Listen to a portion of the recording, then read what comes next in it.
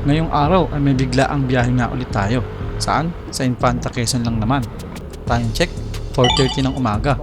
Pero habang bumabaybay sa kahabaan ng EDSA, nakalimutan kong magpagas. Kaya dumaan muna ako dito sa Camias Road para magpa-full tank. Maya-maya pa nga'y dumukat na ako sa aking bag para ipambayad dito. 300 nga. Unleaded. Oops, mukhang inaantok pa si ate. Tulog ka muna te. Joke lang. Hop, okay na. After nyan, rekta na ulit tayo. Ang sarap talaga bumiyahe ng madaling araw. Yung paputok pa lang yung pagsikat ng araw, maaga pa kaya maluwag pa yung mga daraanan natin. Maya-maya pa nga'y bigla akong nakaramdam ng gutom. Kakain ba tayo? Kakain tayo? Nagugutom ako eh. Hindi, kain kong kape lang. Dahil dyan, dumaan muna kami dito sa kainan sa paanan ng Tanay Marilaki. May pansit nga ate sa akin. Magkano po sa pansit? 25 po. Pansit? Isa nga po. Ito, pansit. After nga kumain, unat-unat muna konti, tapos rekta na ulit. At wala nang hintuan to. Ang swerte lang namin dahil inabot pa namin yung mga pitikan dito sa Palo Alto. Napansin ko din na maaga pa'y marami talaga ang biyahero sa lugar na to. Ride safe sa lahat mga kuys. Dito naglalabasan sa dangto ang mga hari ng bangkingan. At syempre, dito rin sinubok ng katawang lupa ko na bumitaw at pumina sa mga linya. Kaya.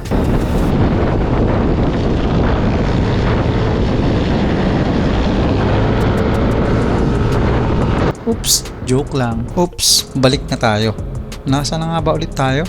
Andito na nga tayo sa crossing ng Tanay Sampaloc at Marilaki Highway. Maya-maya pa'y gumilid na nga muna ako dahil hindi ko na nakikita yung mga kasama ko na nasa likod ko. Ayun, at natanaw ko na nga sila. Kaya, so ano pa nga ba kundi magtuloy-tuloy lang?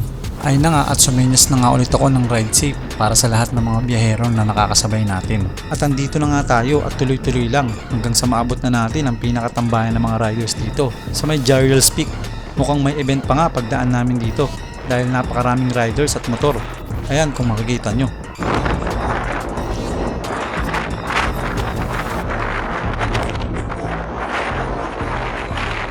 Ilang minuto na nga ang nakalipas at narating na namin ang arko ng Infanta Quezon.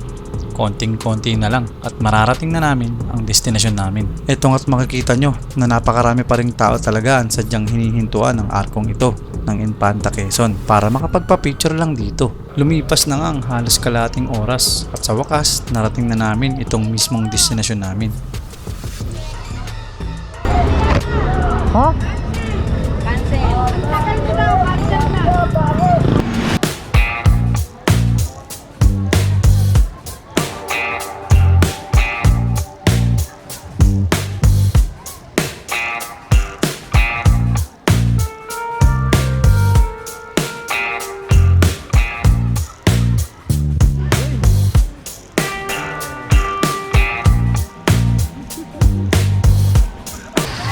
Welcome, Infanta Quezon.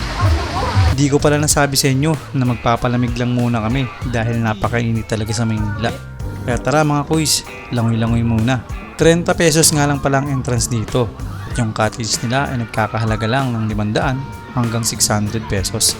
Sulit na sulit dahil nakakatanggal talaga ng init sa katawan at marirelax ka talaga.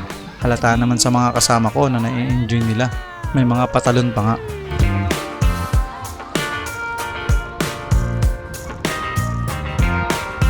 So hanggang dito na lang mga kuys ang video na to. Sana yung nagustuhan nyo ang content natin na to. Maraming salamat. Peace yo.